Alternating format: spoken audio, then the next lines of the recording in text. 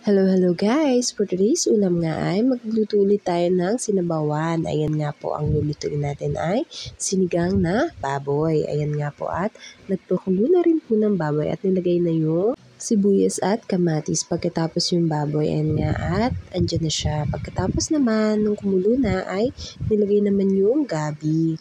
Ayan nga po, at ilalagay na rin po yung radish. Ayan, sobrang sarap po niya na lagyan ng mga sangkap na kagaya ng gabi at radish. Yung gabi po kasi pampalapot. Sobrang yummy nga po.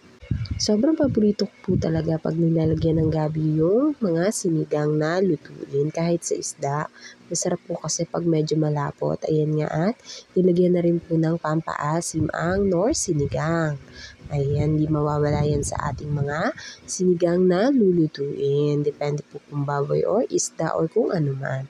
Ayan nga po, at antayin lang po natin kumulo. Pagkatapos ilagay yung siling haba at yung mga gulay na ating ilalagay ay etong sitaw. Ayan nga po, at konting pakulo lang po yan. Papatayin na po agad natin dahil mas masarap nga po sa sinigang pag crunchy yung ating gulay na panlahok. Ayan nga po, at nilagay na rin yung pechay. Ayan nga, at luto na. Tara po't kumain.